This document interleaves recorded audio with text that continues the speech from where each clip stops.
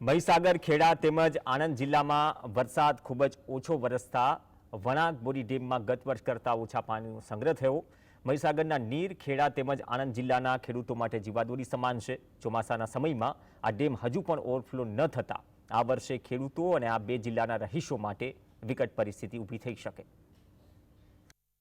અડધાથી વધુ ચોમાસું પૂરું થઈ ગયું છે, પરંતુ હજુ પણ ઘણા સ્થળોએ જોઈએ તેવો વરસાદ વરસ્યો નથી। મહીસાગર, ખેડા અને આણંદ જિલ્લામાં પણ આ જ પરિસ્થિતિ છે। વરસાદની અછતના કારણે આ જિલ્લાઓમાં જગતનો તાત મુશ્કેલીમાં મુકાયો છે।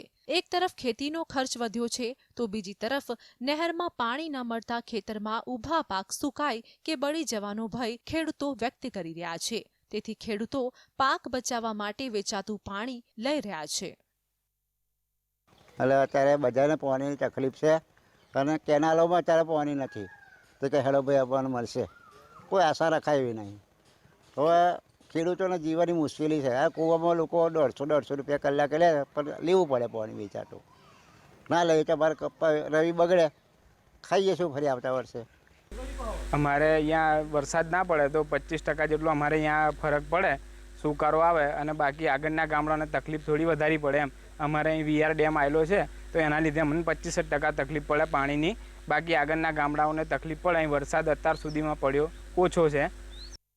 અડધો ઓગસ્ટ પસાર થઈ ગયો, ત્યારે ખેડૂતો હજુ પણ સારા વરસાદની રાહ જોઈને બેઠા છે। મહીસાગરમાં પાણી ન આવતા ખેડૂતોને ખેતી કરવી મુશ્કેલ થઈ રહી છે। ભર ચોમાસે ઉનાળા જેવી સ્થિતિનો સામનો કરવા ખેડૂતો મજબૂર થયા છે। અત્યારે ખેતી લાયક વરસાદ પડે તો સારું છે, નકર બહુ નુકસાન થાય એવું છે। કેટલો ખર્ચ તમારે ભોગવવો પડે? ખર્ચ તો એટલે એવું છે કે અત્યારે તો ચાલી જાય, પણ આગળના સમયમાં પાણીની બહુ તકલીફ પડે એવી છે।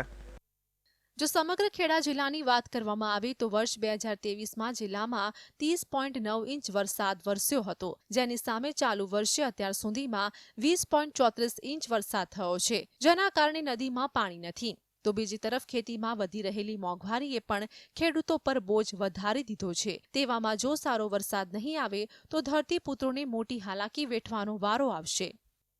વરસાદ તો બિલકુલ છે જ નહીં બાજુ, તો શું કે આવનારા દિવસમાં મુશ્કેલી જેવું છે। ખેતી તમે કેવી ખેતી કઈ કરો છો? તમાકુ છે, દિવેલા છે। ખેડા જિલ્લાની સાથે સાથે આવી જ પરિસ્થિતિ આણંદ જિલ્લામાં પણ સર્જાઈ છે। મહીસાગર, વિયર નજીકના ખેડૂતોને તો વાંધો નહીં આવે, પરંતુ જિલ્લાના અન્ય ખેડૂતોને સિંચાઈ માટે પાણી મળશે કે કેમ તે એક મોટો સવાલ છે। જો સારો વરસાદ નહીં આવે તો ખેડૂતો માટે ચાલુ વર્ષે મુશ્કેલીના એંધાણ છે। કારણ કે આ સમયે આ વિયર ડેમ ઓવરફ્લો થતો હતો, આ વખતે તેનું લેવલિંગ 219થી 220 જેવું દેખાઈ રહ્યું છે।